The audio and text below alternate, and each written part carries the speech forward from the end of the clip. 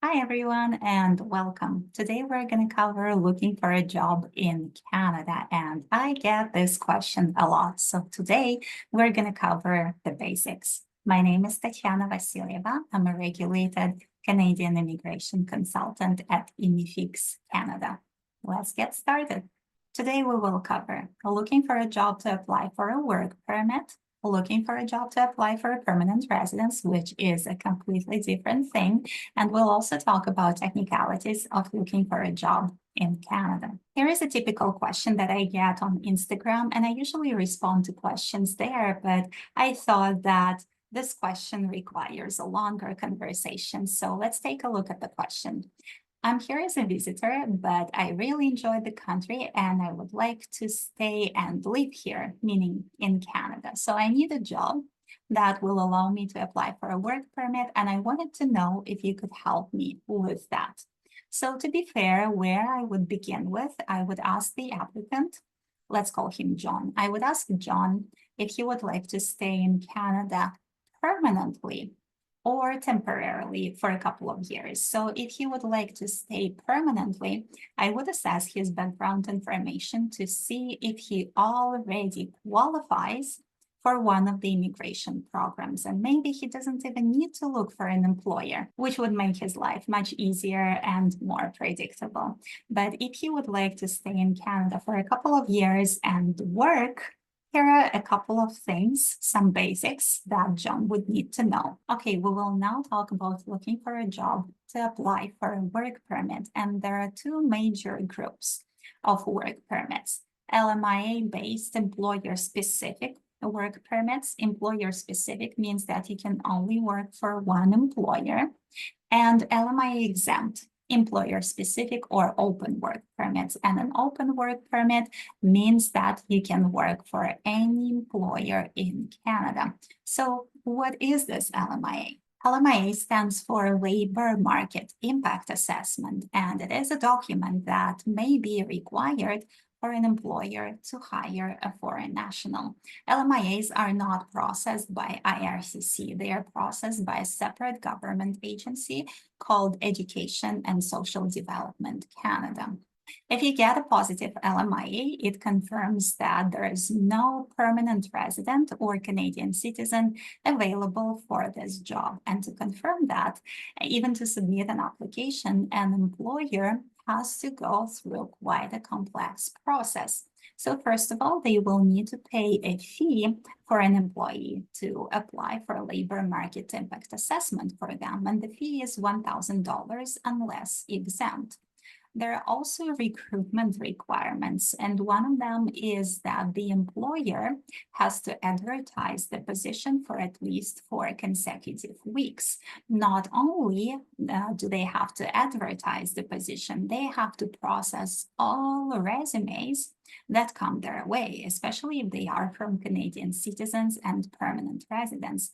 And they need to record the reason for each and every one of them why they decided that they're not a good fit for this job. So let's say an employer gets 50 resumes, they need to record it for each and every one of them. And also, if they choose to invite an applicant for an interview, they have to record why, after an interview, they thought that this person is not a good fit. As you can see, the process could get quite complex and expensive, especially considering that these are not the only expenses that the employer will have.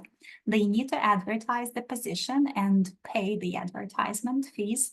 They may have to pay recruitment fees. They may also choose to hire an immigration consultant to submit this application to Education and Social Development Canada.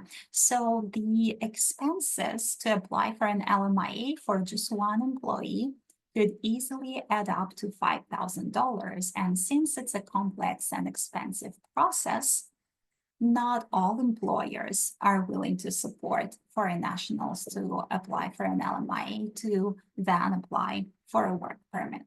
So again, even if employer pays $1,000 to ESDC to process the LMIA application, there is no guarantee that this application will be approved.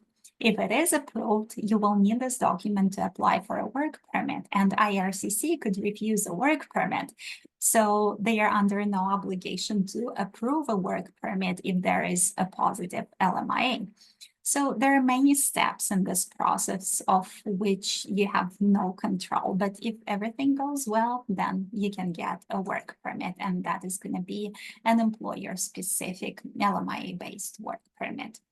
So a couple of things that you should know is that employers cannot recover the fees from you. So they cannot tell you, hey, John, give me $1,000 back because I used this money to apply for an LMIA for you. They cannot do that. That is illegal. Employers could take advantage of the situation because you won't be eligible to work for any other employer. So employers sometimes try to take advantage of that. But if everything goes well, then it's very likely that you will be able to use this work experience to apply for permanent residence and stay in Canada permanently. So before you start looking for an employer who can support you with an LMIA, there are a couple of options you could look into as an alternative, and there's so many more, but they're very case specific. So I will just give you a couple of examples. Free trade agreements between Canada and your country of citizenship. So sometimes there could be an LMIA exempt work permit option available to you, depending on where you're from and whether you can participate and apply for that LMIA exemption. So in order to determine that, I would need to know where you're from, and I would need to take a look at your professional background information. International Experience Canada is another interesting option. Depending on where you're from, you may be able to come to Canada and work for up to 2 years. And sometimes you may even be eligible to apply for several work permits to participate in this program several times. So in order to determine whether you can apply under one of the International Experience Canada streams, I would need to know where you're from and how old you are. Francophone mobility is another interesting exemption. So in order to be eligible for this LMIA exemption and to apply for a work permit, you will need to find a job outside Quebec and prove that you know French at an intermediate level. The interesting part is that you do not have to be required to speak French at work. You just need to show that you can speak French. Even though we're talking about workers, if you study in Canada, you may be able to get an open work permit for up to 3 years. That is called the post-graduation work permit. So that is also an option.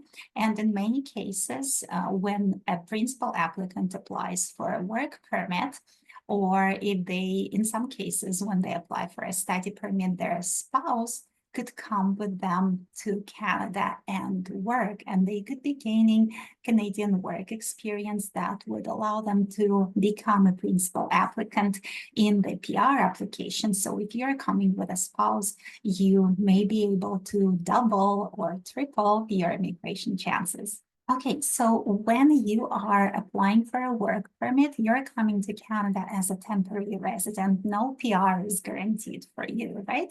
But there is an option to look for a job to apply for permanent residence right away. And let's cover a couple of options. A valid job offer could add additional points to your Express Entry profile, and you could get 200 points for an executive position and 50 points for a regular position. And not all job offers are eligible to add points to your Express Entry profile. So depending on your background information, there could be better options to increase your number of points, but this is definitely still an option. Provincial programs could be a good option as well. One thing that you need to know, though, is that for most provincial streams, provinces require a connection to the province prior studying, prior working, or family members in the province. Ontario and BC are more flexible with this, but provincial programs are definitely an option as well. If you are located overseas, if you're outside Canada, there are a couple of good programs that you can look into. They're called Atlantic Immigration Program and Rural and Northern Immigration Program. In many ways, they're similar. So for Atlantic Immigration Program, you will need to find a job in one of the Atlantic provinces. Nova Scotia, New Brunswick, Newfoundland and Labrador, or Prince Edward Island. So you will need to meet all the other eligibility requirements, of course, but with that job offer, you can apply for permanent residence right away. And in addition to that, while your PR application is still in process, you can apply for an LMIA exempt work permit to be able to come to Canada faster. For Rural and Northern Immigration Program, you will need to find a job in one of the rural communities that are on the list. So these are smaller cities and towns experiencing labor shortages, and they need to register to participate in this program first. There is a list of eligible communities. So there are communities in Ontario, BC, Alberta, Manitoba, all over Canada. So if you find a job in one of the eligible communities, you can use that job offer to apply for a permanent residence. And you can also apply for a work permit to come to Canada faster while your PR application is still in process. The jobs that are eligible for Atlantic Immigration Program and Rural and Northern Immigration Program are not very easy to find though. So if you're interested in applying for these jobs, please follow the link that we posted in the description to this video and leave your contact information through the form that we posted there. So once we have 100 people that are interested in applying for these jobs, we will start a newsletter. And if you choose to subscribe, you will be receiving a weekly newsletter with the positions that are eligible for these programs. We will probably have some LMIAs there as well, and you will be able to apply for these jobs directly. So once again, if you're interested, please follow the link in the description to this video and leave your contact information with us. We will connect with you once we have 100 people interested in this newsletter. Okay, so we covered a couple of things that you need to know when looking for a job to apply for a work permit and when looking for a job to apply for a permanent residence. So let's talk about some of the technicalities of looking for a job in Canada. You will need to prepare a resume and a cover letter according to Canadian standards, which may be different from what you're used to in your home country. So your resume must not be more than 2 pages long. If it's now more than 2 pages, do whatever you have to do to reduce it to 2 pages and preferably even 1 page. You don't have to list all the work experience you had in your life when you're preparing your resume. You just need to list the most relevant work experience that you had. And also, we don't put our age in there. We don't put our marital status, the number of kids that we have. That is all irrelevant. So please don't put this information there. If you need a resume template, so if you follow the link that I posted in the description to this video, if you scroll down a little bit, there will be a resume template that you can download. So this is actually my resume that I prepared as if I were applying for a position as an immigration consultant. So you can download this template, use it, and fill it with your information. A cover letter is a letter that you send with your resume and where you describe why you are the best candidate for this position. Don't write something like, I need to get this job because I need it or because I have financial issues. This is very unprofessional. So you will need to show why you are the best candidate for the job and how your skills and your work experience will help the employer achieve their goals, because at the end of the day, this is what they really care about. Another thing that I would like to mention is that you will need to invest quite a lot of time because supporting foreign nationals to come and work in Canada is not the employer's priority. So they are considering other applicants as well. So you may not hear from employers after the first 10, 20, or 30 applications. So please make sure that you know that you will need to invest your time. This is more like a marathon. This is definitely not a sprint. When you're applying for jobs in Canada, be honest about your status. So sometimes when you're applying for a job, you're asked to go through an online questionnaire where sometimes they specifically ask you, are you eligible to work in Canada? And if you say yes, you're just deceiving them because they're trying to filter out the applicants, right? And maybe they're not even ready to support someone who lives overseas. So by telling them that you're eligible to work and getting them to invite you to an interview, they will then find out that you're not eligible to work in Canada. And even if you are the best candidate for the job, they're going to remember that you lied to them and broke their trust. And this is not a good way to start a relationship. And at the end of the day, they are frustrated that you wasted their time. You're frustrated because they're not supporting you. And this is honestly a road to nowhere. So make sure you're honest with them if they ask you what your status in Canada is. So this one is pretty much common sense, but I would still like to say it out loud. You will be competing with Canadians, work permit holders, and other applicants who are already in Canada.